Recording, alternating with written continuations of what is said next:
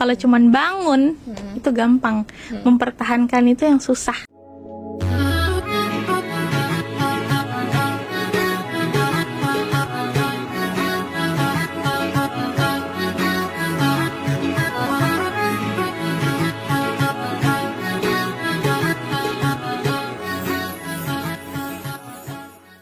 Halo, assalamualaikum warahmatullahi wabarakatuh. Salam sejahtera untuk kita semua. Halo teman-teman Unamin, sobat Unamin. Kembali lagi dengan saya Zahra Sehwaki yang akan menemani kalian di segmen ngobrol bersama Unamin. Hari ini kita sudah kedatangan tamu dari salah satu pebisnis yang viral di Kota Sorong nih. Dan salah satu yang menginspirasi ini adalah alumni dari Unamin, dari program studi manajemen. Halo, selamat datang Kak Sasa. Halo, akhirnya bisa datang lagi di sini. Iya, alhamdulillah. Gimana Kak kabarnya? Alhamdulillah, kabar minggu terakhir ini baik sih. Alhamdulillah baik. Lagi kesibukannya apa nih sekarang? Kesibukannya sekarang lagi mempersiapkan event-event di bulan ini, karena bulan depan kan Agustus, di UJ bakal banyak event. Kita ya pokoknya gitulah, lagi ngurusin di UJ full time. Lagi sibuk-sibuknya sama di UJ ya. Tuh. Ini Kak Sasa, sebelum kita tanya-tanya tentang lebih dalam lagi tentang Kak Sasa nih, mungkin bisa perkenalkan dulu untuk sobat-sobat Unamin yang sedang menonton. Ini perkenalkan, nama saya Lilis Nurliza Gaki. Saya tuh sering dipanggil sapaan akrab saya sama teman-teman Sasa atau enggak Asas. Saya baru banget wisuda kemarin tanggal 25 Juni. Lulusan dari Fakultas Ekonomi, program studi manajemen juga. Alhamdulillah udah selesai. Kuliahnya juga tepat waktu. Alhamdulillah. Ini salah satu tantangan ya. Karena sambil bisnis sambil sambil kuliah gitu. Iya, bisnis sambil kuliah. Nah, Kak Sasa, boleh tahu gak kenapa Kak Sasa memilih program studi manajemen?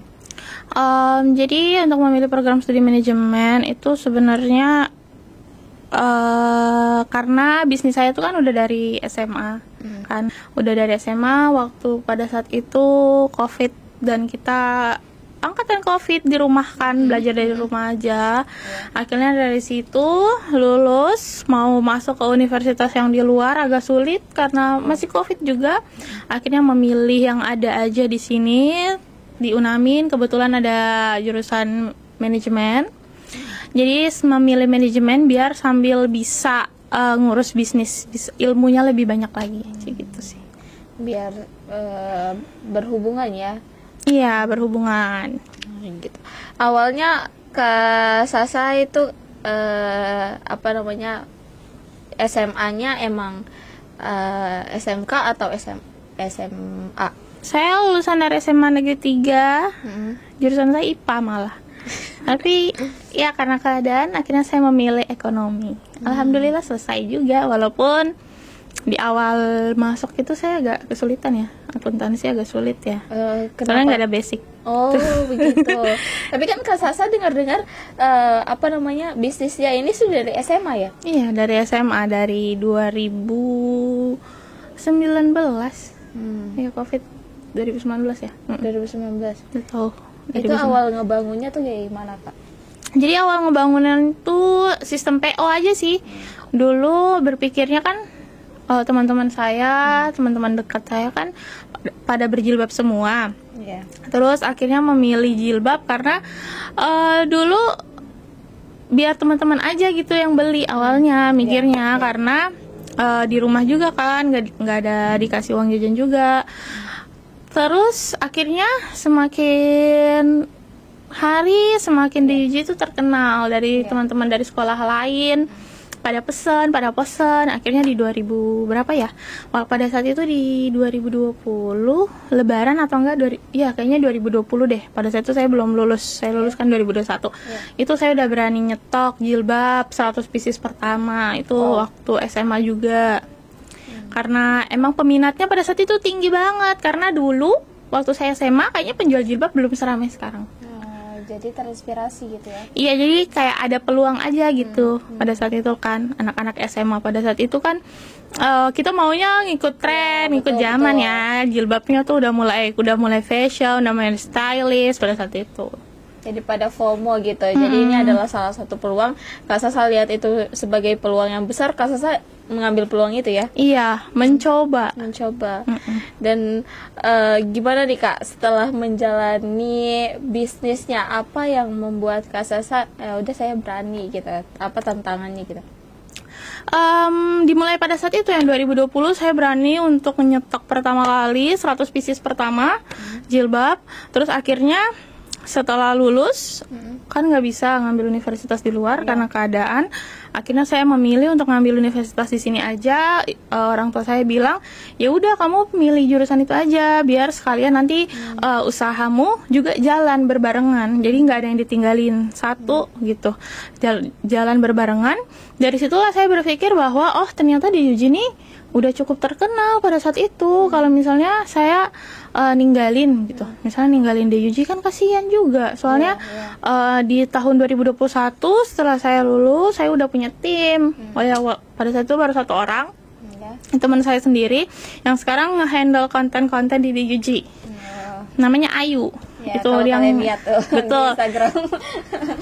Itu yang nemenin DUJ dari awal banget. Dari kita mulai foto katalog, harus nyari-nyari cahaya dulu. Ini harus cahaya bagus nih, jam segini baru kita bisa foto katalog jilbab pada saat itu.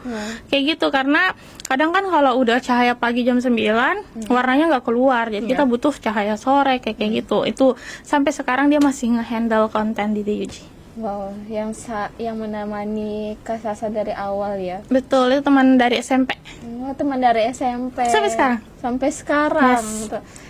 Ikut terus ya, bareng-bareng ya. Terus Kak Sasa, gimana nih tantangan kakak?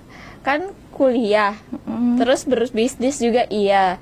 Nah, gimana tuh Kak Sasa bisa menjalani kedua itu berbarengan? Apakah ada up and down-nya atau bagaimana? Kalau up and down-nya tuh sebenarnya udah pasti. Cuman itu balik ke diri sendiri aja sih. Sebenarnya up and down dalam bisnis tuh tergantung kitanya. Kitanya mau inovasi nggak? Kita mau mencoba hal yang lain nggak? Jangan kita cuman terfokus pada satu titik di mana kita udah nyaman di titik itu, kita nggak bisa improve. Itu up and down. Waktu pada saat kuliah tuh saya berpikir sesimpel ini. Saya manajemen waktu. Kalau misalnya saat ini saya kuliah, bisnis saya nggak jalan, berarti salahnya bukan di kuliah saya, tapi salahnya pada diri saya. Saya nggak bisa membagi waktu. Pada saat itu saya berpikir seperti itu. Jadi di sela-sela saya kuliah pada saat itu, di awal-awal semester kan kita full kuliah pagi ya. Kuliah pagi sampai jam 12. Pokoknya saya kalau ada kerja kelompok saya tetap ngikut kemanapun teman saya pergi. Ayo. Nanti udah sore, udah waktunya di rumah sampai malam baru saya ngurus bisnis. Besoknya kayak gitu aja lagi. Ngebagi tugas. Terus tapi saya di kuliah juga saya punya teman-teman yang mengerti sih. Kayak misalnya saya kerja kelompok, cuman kan kadang kerja kelompok kita nggak bisa ya ngukur waktunya sampai kapan. Kadang saya bilang gini, saya bisa ikut kerja kelompok, tapi kayaknya jam 4 atau jam 5 saya udah harus balik. Kenapa? Karena ada bongkar barang gitu. Mereka ngerti, oh iya nggak apa-apa, sudah nggak apa-apa kayak gitu. Jadi ternyata keberhasilan kita tuh tergantung lingkungan kita juga. Lingkungan mau menyupport atau enggak gitu.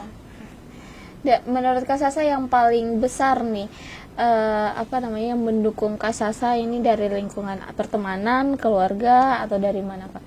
Balance sih kalau mau dibilang. Paling utama ya pasti keluarga yang paling mensupport. Cuman alhamdulillahnya saya kesini tuh udah dapet teman-teman yang support. Akhirnya kan saya bisa lulus tepat waktu. KKN juga, teman-teman KKN saya pada ngerti kalau misalnya saya selesaikan dulu tugas saya di KKN, saya izin, Karena pada saat KKN kan lagi ngebangun DUJ yang di tempat yang sekarang. Itu semuanya dari hal-hal kecilnya tuh kan saya ngurusin sendiri. Saya nggak pakai desain interior, nggak pakai. Jadi desain sendiri, tukangnya juga bicara sama tukangnya sendiri, nyari catnya sendiri, mau cat warna apa, kode nomor berapa, mau yang kayak gimana, keramiknya kayak gimana, lampunya kayak gimana, semuanya saya ngurus sendiri. Jadi itu sih tantangan terberat saya waktu pada saat kuliah tuh malah di semester akhir. Semester akhir ya. Tuh. Itu pas lagi KKN. KKN-nya tuh di mana, Kak? KKN di Kelurahan Dom Timur. Di Dom Timur. Nggak ngambil jauh-jauh. Terus balik lagi ngurus DUJ di sini. Iya, jadi bolak-balik, sering bolak-balik. Kalau kan kita ada posko, bisa tuh kita nginep di posko. Cuman beberapa hari sekali saya izin, nggak bisa saya bermalam kalau kali ini karena harus turun Sorong, harus gini, harus gitu, harus gini. Tapi alhamdulillah maksudnya teman-temannya support semua. Akhirnya KKN selesai di bulan September ya. Tanggal 2 kita penarikan, tanggal 14 toko udah buka. Wow. Satset dan cepat sekali. Harus satset dan harus cepat sih. Jadi maksudnya walaupun di sesibuk apapun tetap Kak Sasa menyempatkan waktu untuk mengurus bisnisnya ya. Terus Kak, apakah dari kampus ada supportnya atau bagaimana Kak? Alhamdulillah dosen-dosen tuh juga udah tahu ya, maksudnya oh ternyata yang punya bisnis ini nih si Lilis nih, karena saya kan nggak pernah spontan, nggak pernah frontal untuk ngomong kalau saya punya bisnis kayak gitu kan. Cuman dari teman-teman yang ngasih tahu, Pak Rais juga dekan Fakultas Ekonomi, Prodi Manajemen juga tahu kayak gitu. Pernah di salah satu waktu yang kita kuliah bersama, itu juga di situ akhirnya beliau tahu kalau misalnya ada anak muridnya punya bisnis. Itu karena teman saya sendiri juga yang bilang kan, teman sendiri yang bilang tentang motivasi kerja atau apa gitu. Terus temanku bilang bahwa oh iya itu kalau kayak gini itu kayak si Sasa, padahal kan nama Sasa tuh kan nggak tahu Asas kalau nggak itu kayak si Asas, cuma kan nama Asas tuh nggak ada di absen. Jadi Pak Faris itu Pak Lilis. Oh iya itu Lilis. Terus di situ beliau menyampaikan bahwa beliau bangga sekali kalau misalnya beliau tahu bahwa ada mahasiswinya yang seperti ini. Terus juga saya juga pernah sharing sama beberapa dosen di mana saya dikasih masukan kalau misalnya kamu mau punya produk yang bagus, mau punya jilbab yang bagus, coba deh kamu cari ke sini, kamu cari ke situ. Akhirnya kesampaian saya ke sana, ke tempat yang beliau kasih tahu gitu. Menurut Kak Sasa nih, ini adalah suatu ekspektasi yang sudah memang Kak Sasa rancang atau targetin, atau ini di luar dari ekspektasinya Kak Sasa? Untuk sampai di titik ini itu di luar ekspektasi. Sangat di luar ekspektasi. Ya, karena yang dulunya anak SMA cuma untuk cari uang jajan doang pada saat COVID, karena ya gitu kan, kita cuma di rumah aja. Akhirnya orang tua ngasih jajan kan ya kadang cuma dibeliin gitu kan. Cuman gitu doang. Jadi kayak awalnya cuman pengen nambah uang jajan.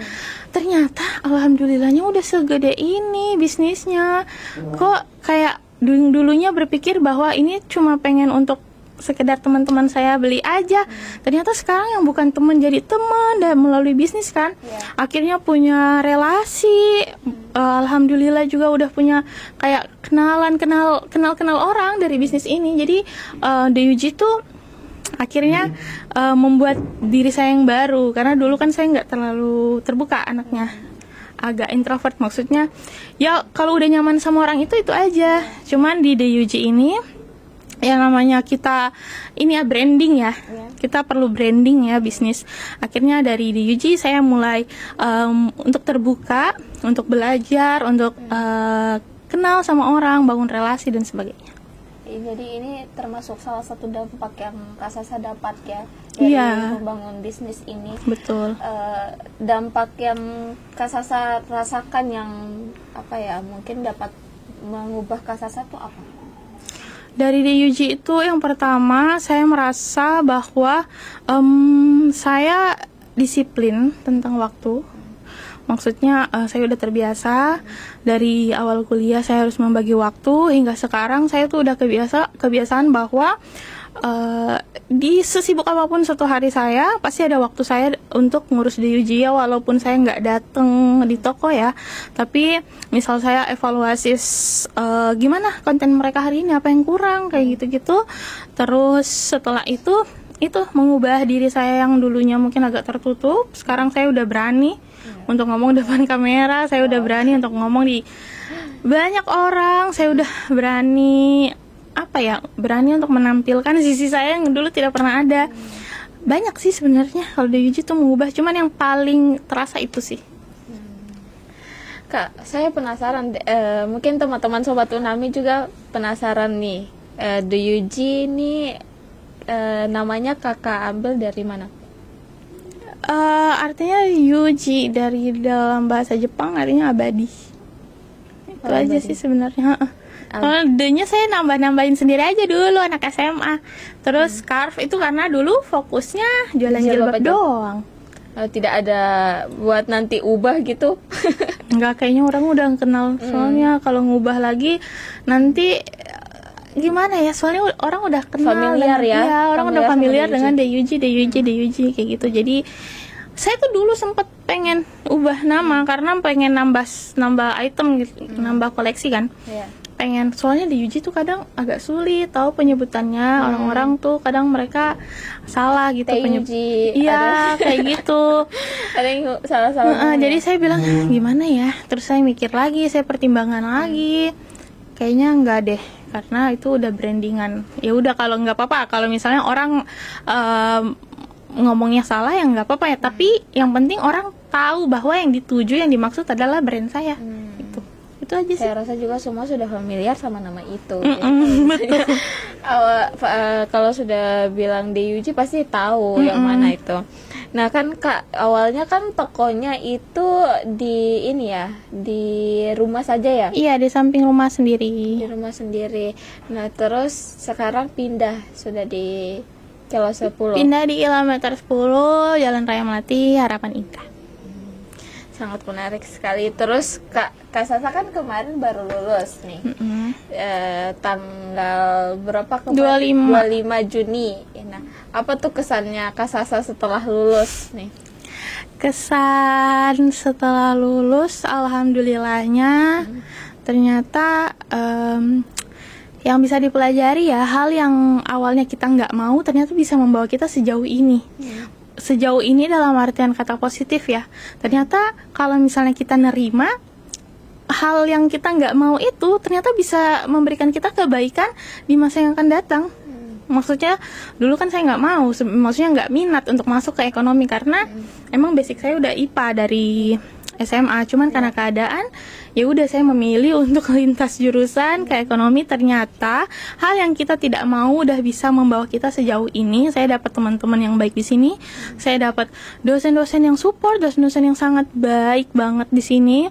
Terus saya dapat banyak pengalaman, saya ketemu dengan banyak orang-orang baru ya, maksudnya dengan background yang berbeda-beda. Alhamdulillah juga saya bisa menyelesaikan studi saya di tepat waktu. Wow. Sambil ngurusin bisnis, walaupun di semester akhir agak terpontang-panting ya. Terpontang-panting sekali gitu. Sekali. Kalau semester awal gimana tuh Kak?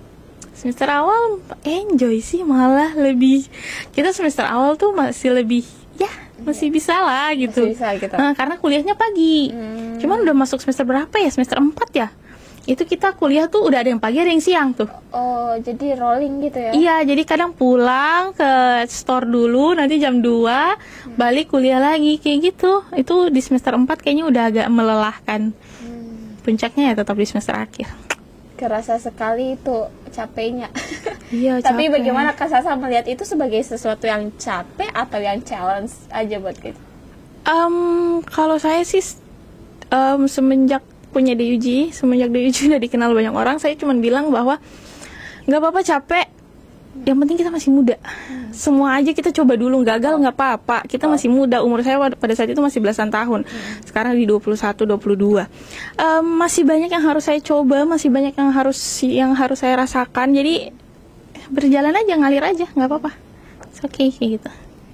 Banyak ini ya tantangannya, tapi Kak Sasa melihat sebagai ini ya. Iya, soalnya kan kalau kita ngadepinnya dengan negatif, malah itu nggak bagus, nggak bagus ke kitanya kan.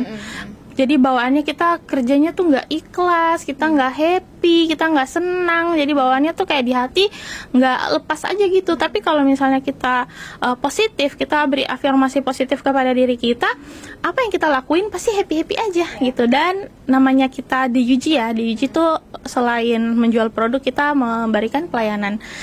Kita kalau udah negatif ketemu customer pasti nggak bagus moodnya. Iya, moodnya langsung kayak Iya, betul. Makanya selalu berusaha untuk positif karena saya ketemu tiap orang yang berbeda tiap harinya. Kak Sasa, boleh tanya nggak? Kak Sasa dengan latar belakang yang seperti apa? Apakah berkecukupan atau? Bapak saya dulu ya pekerja swasta, cuman bapak udah pensiun waktu saya SMP. Alhamdulillah, sebenarnya cukup aja gitu. Kan saya bangun bisnis juga kan dari uang beasiswa waktu SMA, mulai dari 200.000 aja. Cuman ya alhamdulillah sampai saat ini rezeki kami sekeluarga cukup. Memanfaatkan apa yang Kak Sasa dapat ya. Betul, memanfaatkan yang ada. Beasiswa 200.000. Dari 200.000. Iya, dari Modal 200.000. awalnya itu. Modal awal. Dan sudah sampai Anak SMA ini. Dan ya, itu bukan dibiayai dari orang tua, tapi karena ada uang beasiswa gitu ya. Iya, diputar terus, dijadiin modal terus. Wow, itu jadi motivasi juga ya buat teman-teman atau adik-adik SMA nih. Kalau yang dapat beasiswa mungkin bisa cari bisnis, buka kue-kue ya. Betul, karena kan sekarang jualan udah gampang tahu. Maksudnya aku nggak bilang gampang yang gampang gitu ya. Maksudnya kita udah lebih mudah gitu. Kita bisa jualan melalui HP. Dulu kan di waktu internet belum sekencang sekarang, orang yang mau buka bisnis harus punya tempat, harus punya lahan yang besar, harus punya modal yang besar. Sekarang kalian dengan PO makanan aja kalian udah bisa dapat pemasukan loh kayak gitu untuk nambah-nambah uang jajan kalian. Jadi jangan cuma berpatokan bahwa uang beasiswa itu gini, kebanyakan tuh orang tuh salah. Jadi saat mereka dapat beasiswa, mereka cenderung habis untuk keinginan ya. Iya. Habis apa yang mereka mau aja gitu. Iya gitu. Cuman mereka nggak muter gimana sih caranya bahwa pendapatan segini itu harus segini gitu loh. Jadi kalau misalnya kalian yang masih dapat beasiswa, mending manfaatin deh. Kuliah dapat beasiswa 8 semester, manfaatin gitu. Karena kalau kalian mau, kalian berusaha, 200.000 bisa jadi berapapun gitu. Jadi bisa menjadi pendapatan yang sangat besar. Betul. Gitu ya, berkali-kali lipat. Kak Sasa tadi kan Kak Sasa bilang kalau membangun bisnis itu harus kayak berani kan. Nah, gimana maksudnya kan sekarang mereka berpikir bahwa bangun bisnis itu gampang aja. Tapi apa yang sudah Kak Sasa rasakan dari awal? Jadi kalau namanya bangun bisnis, kalau cuman bangun itu gampang. Mempertahankan itu yang susah. Mempertahankan di saat apa? Mempertahankan di saat misalnya punya karyawan yang nggak sesuai dengan kontrak awal. Terus misalnya mempertahankan dalam segi tiba-tiba ada kompetitor, kita harus ngapain nih, kita harus gini, gimana cara kamu berinovasi, terus gimana cara ngatur kamunya, sayanya misalnya siap untuk menghadapi perubahan bisnis gitu ya. Kan fashion ini cepet banget ya. Jadi sebenarnya bisnis itu berkembang atau tidaknya itu tergantung dari ownernya menurut saya. Ownernya mau berkembang tidak, ownernya mau berinovasi tidak, ownernya mau improve tidak. Kalau misalnya pemimpinnya nggak bisa, itu ke bawahnya nggak akan bisa. Benar ya. Jadi bisnis di era sekarang itu kita harus cepet-cepetan, kita udah nggak bisa jalan, kita harus lari, percayalah. Wow. Jadi sangat termotivasi nih buat teman-teman juga, mungkin bisa mengambil ini sebagai motivasi. Nah itu kalau kalian mau bangun bisnis tuh mulai lagi dari diri sendiri ya. Iya, dari diri sendiri dulu, karena bisnis nggak akan besar kalau kamunya nggak mau improve. Dan salah satunya juga konsisten ya. Konsisten, betul, keadaan apapun. Kalau misalnya emang niat kamu udah di situ, ya udah lanjutin. Itu apa yang udah dimulai selesaikan. Kak Sasa pernah merasa gak kayak aduh malas deh kayak nggak usah buka toko atau gimana gitu? Kalau hal-hal kayak gitu pasti ada sih. Di Gimana saat tuh Kak Sasa tanggepin perasaan itu? kayak kadang mungkin pikiran lewat aja gitu ya Iya, pada iya. saat capek, kayak misal nih lihat TikTok, nih orang nih kerja di company gitu di perusahaan enak banget ya, gini Iya. gini gini, gajinya gini gini, jam kerjanya segini segini, sedangkan owner itu kan kalau mau dibilang 24 jam ya, toko aja buka 12 jam, terus belum lagi kita harus ya di belakang layarnya banyak lah gitu, apa yang kita tidak tunjukin itu lebih banyak daripada yang kita tunjukkan. Kalau misalnya kadang-kadang saya melihat seperti itu ya, cara saya capek atau apa, saya cuma berpikir gini, rasa Tuhan sudah membawa kamu sejauh ini, masa kamu mau menyerah kayak gitu? Tuhan udah kasih banyak banget. Tuhan udah ngasih apa ya, hal-hal yang baik yang udah diperlihatkan di depan kamu. Masa kamu segini aja nyerah gitu? Mau selesaikan yang kamu mulai lah gitu. Itu sih, jadi sebenarnya kalau rasa malas, motivasi ke diri sendiri dan selalu bersyukur. Karena kalau misalnya kita udah ada rasa syukur, kita udah ada rasa cukup, kita nggak akan bakal lihat ke samping, maksudnya kita nggak bakal lihat ih orang ini kerjanya kayak dia enak ya, kayak ini enak ya, enggak. Kalau misalnya kita udah rasa cukup dan rasa bersyukur, kita udah happy dengan porsi kita sendiri. Wow, amazing, speechless dan keren. Maksudnya itu tadi yang harus perlu ditanamkan. Ditanamkan di dalam diri. Rasa syukurnya lebih ditingkatin lagi gitu. Tuh, kerjaan apapun ya, kamu harus punya rasa syukur yang cukup. Kak Sasa kemarin sempat liburan ya? Terakhir ya 3 minggu lalu apa ya? Itu Kayaknya. itu libur after graduate ya? Ya, after graduate, Nah, libur. gimana tuh perasaannya? Perasaannya itu sebenarnya gimana ya? Happy gitu. Kita akhirnya saya berangkat. Kali itu saya berangkat nggak terkejar-kejar deadline, karena sebelum-sebelumnya saya berangkat tuh harus kayak ayo bimbingan. Kalau yang kemarin enggak, saya udah selesai, saya udah nggak perlu berangkat, tapi nggak perlu memikirkan tugas kuliah kayak gitu ya. Jadi berangkat, lebih kemarin tuh liburannya tuh lebih ke untuk tenang aja, untuk menenangkan diri aja, karena sebelum-sebelumnya saya berangkat tuh pasti untuk kerjaan terus. Baru kemarin Baru ya, di selama 2025 ya. baru merasakan liburan yang sebenarnya. Iya, yang benar-benar liburan tanpa kerja. Wow. Jadi melepaskan segala penatnya. Iya, betul. Kak Sasa, ya, apa namanya, tadi kan sudah jelaskan banyak support yang Kak Sasa dapatkan ya. Nah, support dari orang tua, dari orang tuanya Kak Sasa tuh seperti apa, Kak? Support dari orang tua itu sangat ini sih, maksudnya sangat berdampak ya. Karena ibu saya yang menyuruh saya untuk sudahlah kamu kuliah aja di sini sambil bangun bisnis kamu. Kalau misalnya ibu saya nggak ngomong kayak gitu, saya nggak ada di titik sekarang loh. Saya mungkin masih mengejar ambisi saya yang entah di mana, tapi ibu saya tuh bisa mengarahkan saya. Itulah orang bilang ya, restu orang tua ya.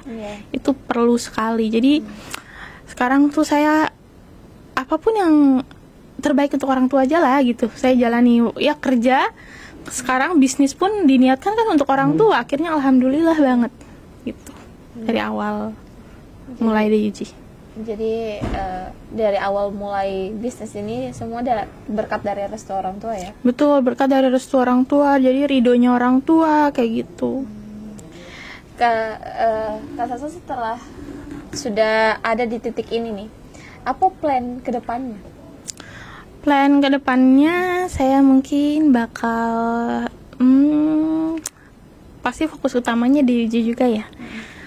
Kita bakal terus inovasi, terus improve, karena sampai saat ini juga saya masih harus terus belajar. Saya rasa setelah lulus bukan berarti saya udah selesai belajar di sini, karena saya masih itu terus harus improve terus. Jadi saya kayaknya kedepannya bakal terus banyakin ilmu untuk diri saya sendiri, biar saya juga bisa membawa DUJ ini lebih ke arah yang lebih maju lagi, lebih tertata lagi sistemnya. Itu sih paling fokus sekarang untuk DUJ dan untuk diri saya sendiri sama untuk keluarga. Semoga target dan plannya itu tercapai ya. Amin. Dan DUJ akan semakin dikenal banyak orang lagi karena orang-orang taunya DUJ itu toko viral di Sorong. Iya, itu yang orang-orang bilang. Terakhir konten kita yang kemarin juga viral tuh. Yang itu, yang acting. Yang acting yang di depan toko. Iya, itu rame sekali. Itu kirain video dari mana gitu, emang beneran itu, gitu. Itu acting, maksudnya ya cuman dia remake aja, cuman orang di TikTok rame pol, orang yang komen banyak sekali. Saya nggak lihat dari kontennya dari Yuji, saya kira itu yang dibagikan di Kopu Kabar. Karena kan pas remang-remang gelap kayak gitu kan. Itu rame sekali, 3.000. Nggak ngeh awalnya. 3.000 yang bagikan di TikTok, yang like berapa banyak banget. Itu akhirnya kita punya insight tuh tembus 6 juta. Wow. Itu besar banget kemarin yang pencapaian yang baru ya. Betul. Kayak kemarin tuh saya sampai bilang gini, aduh ini kayaknya ada info apa lagi nih. Pas lihat itu, lihat diuji, aduh konten ini marketing tapi banyak orang yang percaya, akhirnya banyak orang yang emosi di kolom komentar kali ya. Emosi sama konten. Tapi maksudnya ini konten-konten yang sudah dihasilkan semakin banyak yang ini mengenal DUJ dari konten-konten itu ya. Iya betul. Jadi, karena nggak bisa kita hard selling terus, nggak bisa sekarang kan. Benar. Jadi kita ngikutin aja apa yang lagi naik, kita masuk, apa yang lagi naik kita masukin aja. Tren, mengikuti tren. Betul. Betul. Jadi mungkin nanti selanjutnya mungkin akan lebih dikenal lagi gitu, jadi banyak DUJ berkembang dengan baik. Amin. Dan semakin dikenal karena lulusan dari UNAMI nih, dari prodi manajemen nih. Iya. Ya salah satu apa ya yang dibanggakan gitu. Dan semoga apa tadi yang Kak Sasa bilang, plan-plannya mungkin terrealisasikan gitu. Amin.